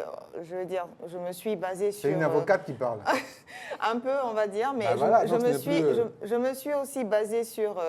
Les recherches, on va dire, les annuaires du ministère de la famille, de la protection de l'enfant, de la femme, voilà. Et selon ces annuaires-là, ils disent que les... que les hommes dépensent plus que les femmes. Je regarde Bolé qui fronce la nuit. Oui, il fronce. Alors, ils disent, ces rapports-là, que les femmes consacrent, on va dire les femmes en Côte d'Ivoire, puisque c'est de cela qu'il s'agit, les femmes en Côte d'Ivoire consacrent une part importante de leurs revenus, on va dire, à l'éducation, la santé et l'alimentation. Tandis que les hommes, eux, leurs dépenses sont plus portées sur la technologie, comme les voitures, les équipements mobiliers, les loisirs et les biens de consommation. Ça, ce sont les rapports du ministère qui le disent. Donc, Monsieur Bouli. Mais il n'y a pas un deuxième rapport qui contredit ça, où on se dit ça, ce sont les rapports, basta, on s'arrête. Ces rapports datent de quand? Ces rapports datent de 2024. Ils ne sont pas si vieux que ça. Roselyne, est-ce que ça... Donc, pour l'instant, si on n'a que ça comme rapport, donc on va se fier qu'à ça, quoi. Parce que selon... Moi, j'ai me ça. Non, mais ce sont les seuls rapports qu'on a, Franck. Il faut une précision quand même. On n'a pas de rapport C'est quoi les dépenses? Les dépenses qu'on fait au quotidien, ou quand on dit que quelqu'un dépense, pas ce qui est nécessaire obligatoirement. Alors, il y a un truc. Voilà, il y a une nuance ici. Je veux dire, voilà, ce qu'il est important de savoir, c'est que les femmes on a tendance à dire que les femmes sont dépensières parce qu'elles gèrent le quotidien. Juste parce qu'elle gère le quotidien? Oui, parce qu'elle gère le quotidien. La dame, elle va s'occuper de ce qu'il y a à la maison. Elle va s'occuper de l'éducation des enfants. Elle va s'occuper de ci, de ça. Alors que l'homme, lui, c'est plus, on va dire, la technologie, comme je l'ai dit tout à l'heure, les voitures. Ce sont des dépenses lourdes et invisibles en ce qui concerne les hommes. Il ne faut pas confondre investissement et dépenses. Non. Un investissement, oui, c'est vrai, c'est Oui, parce que utile quand par même, rapport à la voiture, par rapport, par exemple, aux La meubles. voiture pour la famille, oui, c'est pas... oui, tout compte c'est pas fait, négatif. que ce soit les charges du quotidien, que ce soit on va dire, les charges lourdes et invisibles, c'est toujours, quelque part, c'est toujours des dépenses familiales. Ça a trait justement aux dépenses familiales. Ce que je veux dire ici... On va changer peut-être la vision de tout ça. Ce que je veux dire ici, c'est que dans les recherches, il en est ressorti que ce soit les femmes comme les hommes, c'est vrai, les deux parties, je vais dire ça comme ça, dépensent, mais la femme est perçue comme dépensière juste parce qu'elle gère le quotidien de la maison. Juste ça. Sinon, dans le fond, on va dire c'est l'homme qui met beaucoup plus de fonds à dépenser, puisque lui, il gère beaucoup plus et ses charges sont beaucoup plus lourdes, sauf qu'elles sont invisibles. On voit maman acheter les habits des enfants, on voit maman faire à manger, aller faire le marché. Ça rentre dans le quotidien, donc on a tendance à dire que elles sont dépensières. Et tenez-vous bien, oui. Ouais, parce que là, j'ai compris une chose. Aussi parce que les femmes, en fait, moi j'ai compris.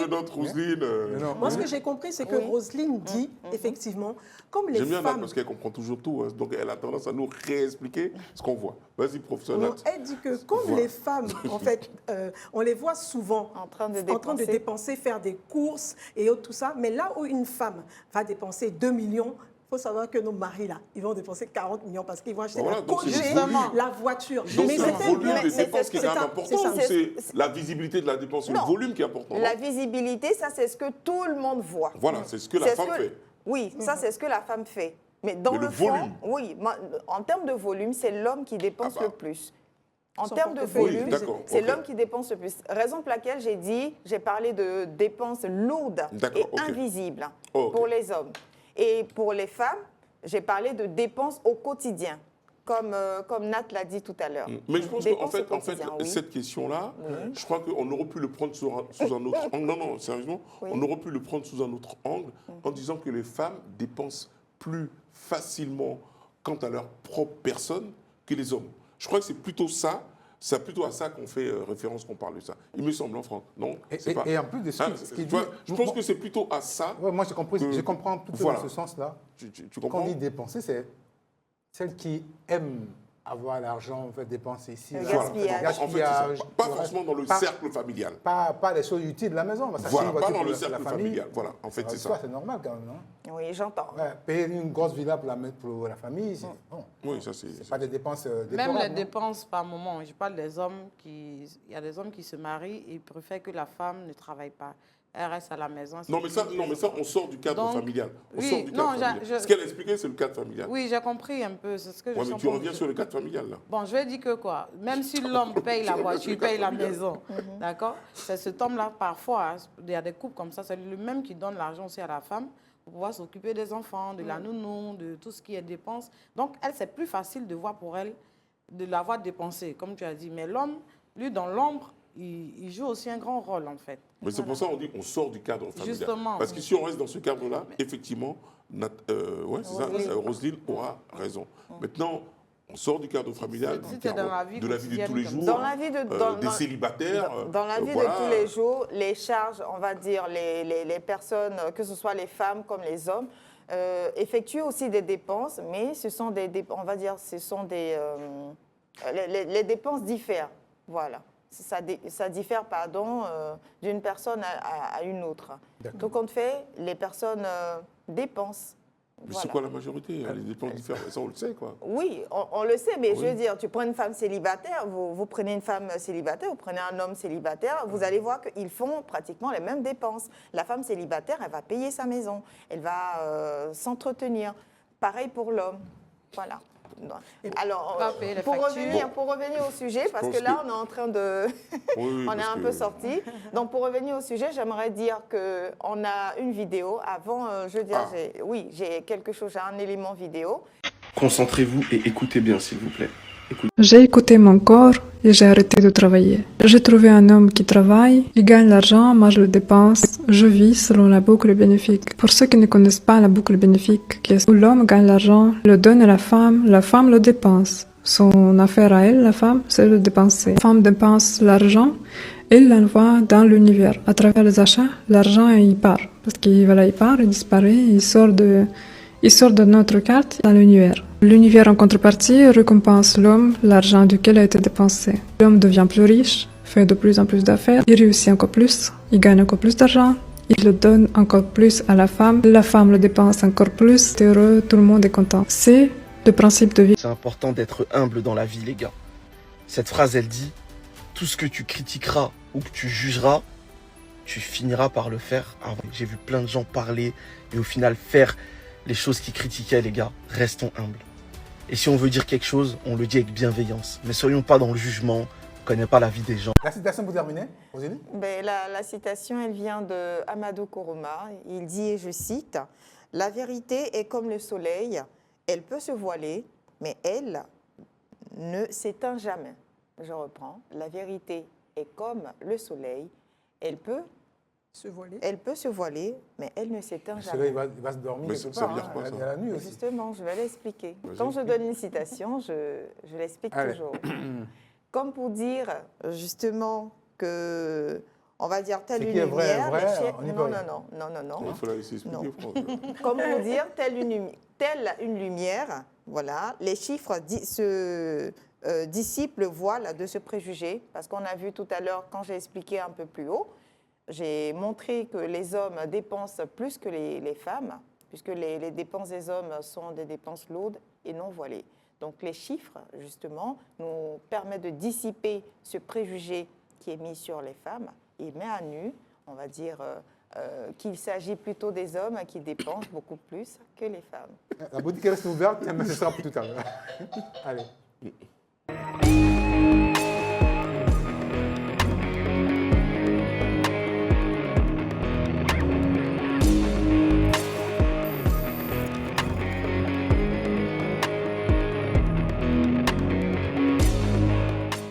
Dernier plateau de ce TCP, toute la cité en parle, de ce samedi soir. On va retrouver MPK. MPK, ça va? Oui, ça va super bien. Et toi? Et Christian? Oui, ça va, très bien. Christian aussi, Jean-Philippe. Ça va. Et notre invité spécial, Laurent Debailly. Bonsoir, Franck. Laurent Debailly qui... On va commencer par lui d'ailleurs. On va d'abord vous présenter comme il se doit. D'accord. Après ce premier débat. Vous êtes donc journaliste en Italie depuis longtemps. 1996. Oh! Waouh! C'est énorme, hein? Et en Italie, vous avez eu beaucoup de prix, beaucoup de prix. Chaque année. On peut les passer en revue? Le dernier, c'est le Micro d'Or. Le dernier en novembre. L'avant-dernier, c'était le roi de l'audimat. Parce qu'en Italie, chaque jour, à partir de 10h, on donne le résultat de toutes les chaînes d'Italie. Et moi, il faut mon talk show mardi et mercredi. C'est une chaîne privée.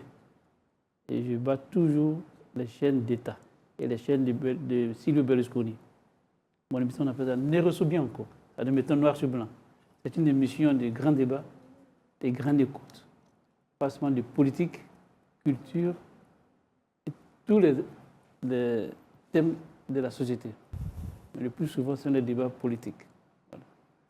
C'est nous qui influençons le public. En italien. Bien sûr, en italien. Bien sûr. Mon public n'est pas français. L'Italie, on passe mal l'italien.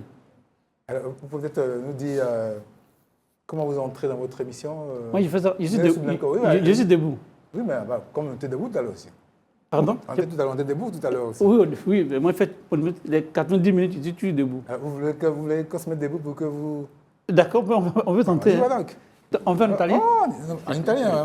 Moi, je fais un ivoirien, tu vas en italien. D'accord. Donc, je présente. Viens, c'est maintenant. Ouais. Buonasera e benvenuti a questa nuova puntata di Tutta la città en parle. Yeah. Siamo qui con Claude Frank Abut, è uno che ha ricevuto tanti premi, è stato addirittura il laureato nel 2005, si chiama qui in francese Super Ebony. C'était Laurent Debailly qui présentait Toute la cité en parle. En Nero su Bianco, version Nero su Bianco. Nero su Bianco, ça dit quoi? Mettons noir sur blanc. De noir sur blanc. Il met du noir sur du blanc oui. européen dans son émission et il est le roi de l'audimat en Italie. À tout à l'heure. Oui. Voilà. C'était un peu... Oui, c'est un peu ça, c'est un peu mon genre. Surtout comme ça, ouais. Oui. Et moi, je passe entre des invités Je suis derrière eux, je marche, voilà. C'est moi, tes amis. Et je leur pose des questions. Quand vous marchez derrière MPK, tout le monde. MPK, c'est l'expert de la politique. Ils vont me dire que c'est quoi entre la gauche et la droite. Ça va, MPK? Oui, ça va. D'accord. OK. Voilà, et donc c'est Laurent Bailly qui nous gratifie de son petit bout de temps quand même. Ouais, comme je dis, je me rappelle en 2008. Je répète toujours, vu que c'est bon l'histoire de rappeler. Alors, en restant dans la cité. Il ne veut pas qu'on parle. Restons dans la cité. Il faut le dire. On ne dit plus maintenant, on reste dans la cité. Il faut le dire. C'est sous d'autres cieux. Sous d'autres cieux. Maintenant, c'est toute la cité, on parle. Ce soir, on parlera. Grande émission.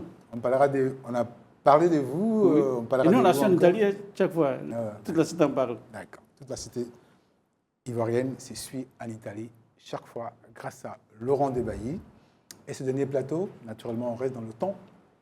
Dans le ton de la CAN, la Coupe d'Afrique des Nations, avec MPK. MPK, on a fini le premier match non, pas le premier tour, le premier match, on est dans le second match. Des premières journées. La Côte d'Ivoire a joué avec cette victoire. Est-ce qu'on peut faire un peu le bilan de ces premiers matchs? Oui, il faut dire que c'est un bon bilan qu'on fait déjà de ces premières journées. Il y a eu beaucoup de buts, beaucoup de surprises aussi. Il faut dire que je crois que c'est 29 buts qui ont été marqués. Si je me trompe, peut-être que les deux garçons. Parce que je vois, il y a Jo, lui, qui me regarde comme ça. Et Jo, non, c'est le côté surprise qui m'a un peu étonné. Non, beaucoup de surprises, c'est vrai. Parce que, bon, après, moi, je m'attendais à ce que quand même les favoris ont tous gagné. Oui, les favoris ont tous gagné, mais moi, je m'attendais à une victoire clairement du Mali, mais malheureusement, ils ont été, justement. Et puis, je ne m'attendais pas aussi à un match assez difficile du Maroc. Voilà, je m'attendais à ce que le Maroc fasse un très beau but. Pour moi, je les mettais déjà vainqueur. Ils mettaient les premiers buts dès les premières minutes, mais on a tous vu que c'était un match vraiment très compliqué, un peu difficile. Donc, comme vous l'avez dit, tous les favoris ont bien débuté. Ça, c'est déjà bien. Et puis aussi, il faut dire que même malgré les matchs nuls, il n'y a pas eu malgré les matchs nuls, il y a eu quand même des buts, c'est-à-dire 1-1 et tout. Donc, c'est pour ça que je parle aussi. Il n'y a pas eu des 0-0. Non, 1-1 partout, encore des victoires. Et puis, parlons justement de la Côte d'Ivoire aussi, qui fait une très belle entrée. On a vu une équipe très solide. J'ai été très étonnée de la prestation de Guéla Doué. Je ne m'attendais pas à cette prestation. Franchement, c'était bien. Et puis, on a ce but qui est marqué par Amad Diallo en seconde période. Donc, c'est véritablement un bilan positif qu'on fait. On espère que cette deuxième journée, on aura ça. Cela continuera aussi parce que la deuxième journée a déjà commencé avec des matchs à 13h et tout. Donc, c'est un bilan positif que je fais. Et la Côte d'Ivoire jouera demain pour son second match. Effectivement, face à une équipe très solide physiquement et tout, du Cameroun. Ah, d'accord. Donc, Eto'o contre Drogba. Eto'o contre oui, Drogba. Enfin, les enfants d'Eto'o contre les enfants de Drogba. Drogba. J'allais dire Brian Mbeumo contre Amad Diallo. Hein. C'est ce que j'aurais dit. Oui, les deux coéquipiers en club et tout. Ça, c'était le bilan qu'on peut faire de ce début des CAN. Parce que le deuxième match, on a commencé depuis. Effectivement. Depuis hier, vendredi. Et demain, c'est le second match de la Côte d'Ivoire. Oui, c'est ça. Moi, je veux qu'on retienne aussi qu'il y a eu 29 buts quand même. Pour cette première journée, ça fait beaucoup, je trouve. Si on compare ça, après, on va comparer aux différentes CAN. La CAN ivoirienne, la première journée, il y a eu combien de buts, ça, on verra. Oui. On verra par la suite. OK. On verra par la suite. Christian, oui. Ce regard sur la CAN aussi? Oui, ce regard sur la CAN, je trouve que c'est une CAN relevée, parce qu'on a vu quand même des équipes qui étaient presque, je vais dire les équipes moyennes, hein, qui étaient presque au même niveau des Cadors, quand on voit la difficulté avec laquelle l'Égypte a eu raison du Zimbabwe, on voit le plan tactique, on voit comment est-ce qu'ils ont fatigué l'Égypte durant tout le match, et l'Égypte a dû sortir de cette trip. Il y a eu d'autres matchs comme ça où les Cadors vraiment se sont défoncés.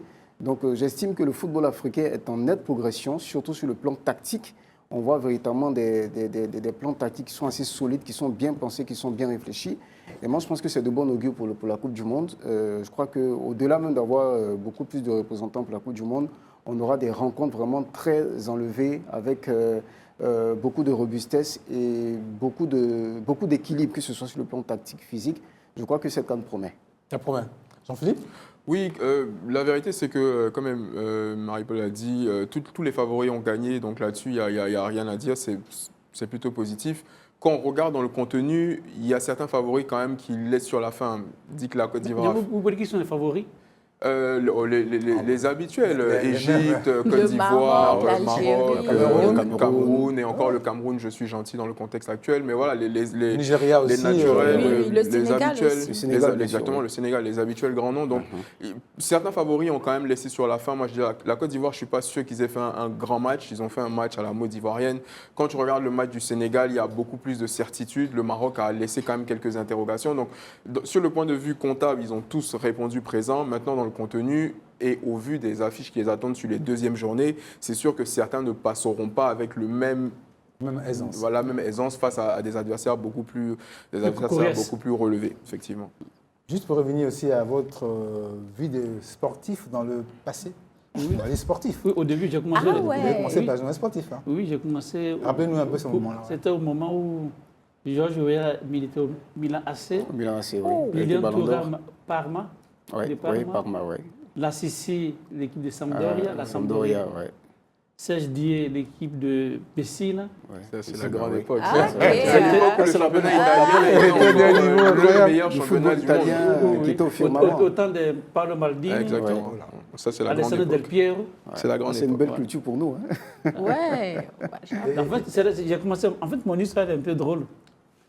J'étais rédacteur dans la rédaction d'une émission sportive. Et j'étais allé couvrir une émission des jeunes dans un petit village. Et le dimanche après, mon présentateur me dit de faire un pronostic pour la fin du championnat. Il a donné vainqueur une équipe, pas celle qui était première. Et 2 semaines après, au stade, ils ont fait une banderole longue, comme ça, ils ont mis le nom de la télévision comme « Reflétez-vous, 2 points oui. Via Negro », c'est-à-dire via le nègre. Puisque j'ai dit qu'il perdait le championnat. Oui. Et c'est-à-dire là, toute mon histoire est partie. Donc, toutes les agences de presse, toutes les Italiens, vous ne prenez pas de mots qui sont racistes. Puis en Italie, quand on dit que tu es négro, c'est disprivatif. Partout. Et c'est de là que tu te passes en 95. C'est une belle histoire. Donc, l'éditeur du Temps, il a reçu beaucoup de messages, beaucoup de lettres à mon égard. Donc, il voulait qu'en janvier, parce que là-bas, le championnat commence en août, il dit, en janvier, je vais te confier une émission sportive. Parce que ce que tu as dit, c'est réalisé. Oui, ça s'est réalisé. Donc, il m'a confié l'émission sportive et c'est de là que je suis parti. Ouais, voilà. Bon, comme dans le temps, j'ai étudié, je me dis, bon, en Italie, faire le sport, bon, ce n'est pas dégradant, mais ce n'est pas le top. Dans le journalisme en Italie, on commence tous dans le... C'est toujours le cas aujourd'hui. Pardon? C'est toujours le cas aujourd'hui. Aujourd'hui, c'est toujours le cas. Non, ce n'est pas le cas. Dans le temps, être des meilleurs journalistes, c'est faire des émissions politiques. Voilà, c'est ce qui tire plus.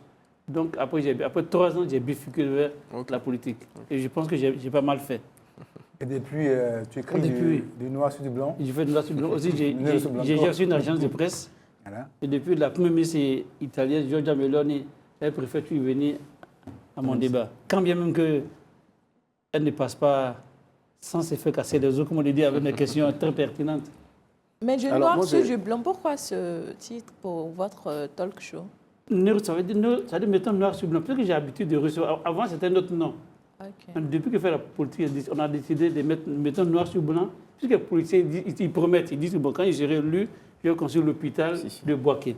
Donc, quand moi j'ai dit, d'accord, après que tu es élu, on te fait revoir la partie de Boaké. Alors que tu n'as pas fait. Ouais. Donc, mettons noir sur blanc. C'est-à-dire, promesse. Oui. Dans une marche, et après on vérifie, quoi. Voilà. En fait, c'est un peu la raison aussi du fait que le taux de dimanche augmente, puisque à mes émissions, je ne fais pas de cadeaux à personne, ni à gauche, ni à droite, même ni au centre. Ni à MPK, ni à même MPK. Et je ne tolère rien. Du tout. Voilà, pas du tout. Je m'en fous de l'environnement, comme tu as pu le dire. D'accord. Voilà. Donc, en fait, tous les politiciens, en fait, on est un peu... C'est une émission de... Je n'ai pas de pouvoir. Bon, certains commentateurs de ce niveau, ils disent que je suis la 3e chambre du Parlement italien. C'est notre niveau, ça. Ça veut tout dire. Hein. D'accord. OK. Qu'on a dit ça, hein. On sait à qui on a affaire. Et puis, on revient à la CAN. Ouais. C'est le parfum du moment. Oui, oui. Mais on suit sur la CAN en Italie, hein. Oui, bien sûr. Puis il y a beaucoup de joueurs qui évoluent dans le championnat italien qui sont venus à la CAN. D'accord. Alors, Jean-Philippe, on l'a appris il y a quelques jours, désormais la CAN va se jouer chaque 4 ans. Exactement. Comme la Coupe du Monde, comme l'Euro. Oui. Ça veut dire plus de 2 ans. C'est ça. Alors, qu'est-ce qu'on peut dire? Oui, il y a une semaine, effectivement, le président de la CAF, à la veille du coup d'envoi de la Coupe d'Afrique des Nations, a annoncé que la CAN allait maintenant se jouer tous les 4 ans. Une décision qu'il a définie comme un compromis. Et en fait, pour moi, le problème, il est là. On ne peut pas prendre des décisions pour le football africain par rapport à un compromis, par rapport à un compromis qui ne concerne pas le football africain. Christian le disait à juste titre il y a quelques minutes, le football africain est en pleine progression et on le voit avec les équipes qui sont considérées comme petites, qui du fait d'avoir cette possibilité de s'exprimer sur la scène continentale tous les 2 ans, sont obligées dans une certaine mesure d'accélérer un peu leur processus de progression. En mettant la CAN tous les 4 ans, on freine ce processus-là et le sélectionneur du Maroc, il partage mon avis, ou en tout cas c'est moi qui partage le sien, on va dire ça comme ça. Et pour moi, c'est un véritable problème parce qu'on a un produit aujourd'hui, si on veut sortir un peu du champ uniquement sportif, on a un produit qui commence à bien se commercialiser, à trouver son public. On a eu la CAN en Côte d'Ivoire qui a eu une exposition incroyable. Et on a la CAN au Maroc qui a une exposition aussi incroyable à cause des infrastructures, de l'environnement même marocain. Et donc maintenant, on nous explique que le fait de mettre la CAN tous les 4 ans, ça va permettre à la compétition, parce qu'elle va devenir rare, de la valoriser davantage, alors qu'on a une compétition qui est en train de se développer. Est-ce qu'aujourd'hui, on a un produit suffisamment premium pour le rendre rare? Je ne suis pas sûr. Ça, c'est la première des choses. La deuxième des choses, et c'est là que j'ai un problème, c'est que pour ceux qui ont suivi un peu l'actualité avant la CAN, les joueurs qui évoluent dans les clubs européens ont été libérés aux alentours du 15. Parce que les clubs européens ont obtenu de la FIFA de garder les joueurs beaucoup plus longtemps. La question, c'est aujourd'hui, cette décision-là, est-ce que si on l'analyse froidement, aujourd'hui, est-ce qu'elle profite au football africain? Je ne suis pas sûr. La création d'une Ligue des Nations, soi-disant pour augmenter les revenus de la CAF, ne va pas forcément régler le problème parce qu'on a déjà une compétition qui est en plein développement. Oui. Et donc là, on va créer une nouvelle compétition qu'il faut développer alors qu'on n'a pas encore fini de développer notre compétition. Et il y avait le Tchad qui était là. Exactement. Donc, et autre chose, c'est que maintenant, on va avoir une CAN qui, donc, à partir de 2028, va se dérouler tous les 4 ans. Et à partir de 2032, elle va souvent arriver dans des années de Jeux Olympiques ou d'Euro. Donc maintenant, on va devoir se disputer une audience avec des compétitions. Et la vérité, c'est que si elle arrive en 2032, en 2036, et que la compétition se joue toujours en février, en janvier ou en décembre, un des problèmes pour lesquels elle est déplacée ne sera pas résolu parce que en fait, les clubs européens, que ce soit dans 5, 10 ou 15 ans, vont continuer à se plaindre du fait que leurs joueurs, en plein milieu de saison, partent à l'étranger. Donc je ne suis pas convaincu de la pertinence de cette décision. Je veux corroborer ce que notre jeune frère a dit. La CAN est devenue premium. Pourquoi je dis ça? Dans le temps, nous, comme responsables de médias, on dédiait seulement 1 ou bien 2 pages. Aujourd'hui, c'est 5 à 6 pages à la CAN. Ce matin, j'ai fait la revue de presse. Tous les grands journaux comme Gazeta dello Sport, Corriere dello Sport, tout le sport italien. Même aussi l'équipe. Oui, ce matin, j'ai vu la revue de presse. Italien parce que... Oui, d'accord, je parle de ce que je sais. Voilà. En tout cas, ce qui est en Italie, minimum 4 pages qu'on dédie à la CAN. On a un produit qui est en train de se développer. C'est un bon produit. Je ne vois pas l'intérêt de le rendre rare. Aujourd'hui, en tout cas, après, les faits nous diront. Moi, je peux avoir un avis aujourd'hui et demain, si la réalité est tout autre, je viendrai ici et je dirai je me suis trompé. Mais quand j'analyse froidement aujourd'hui, la première question que je me pose quand on me dit qu'une décision est un compromis, c'est le compromis, il est fait pour qui et il profite à qui? À tout le monde. Il y a certains qui disent qu'entre la CAN et l'Euro, il y a match. Il y a compétition. Oui, effectivement. Mais je vous donne une information. Dans le temps, quand j'ai revenu jouer à la Roma, on avait écrit qu'il courait plus que le ballon. Et c'est parti partout. Il n'était pas connu Gervinho. Il y a quoi si Gervinho? Il jouait en Italie, effectivement. Donc, il courait plus que le ballon. Oui. plus rapide que le ballon. Corre più del pallone. Comment t'as dit? Corre più del pallone. Corre più del pallone. Jusqu'à la fin de l'émission, je sens qu'on va parler italien. Plus l'italien et plus le français. C'est toute la cité, on parle à la société. Donc, il n'y a pas de complication. Moi, j'ai toujours dit celui qui a le niveau bac, il peut lire et écrire en italien s'il fait un effort. C'est celui qui est attentif, voilà, qui sait écrire.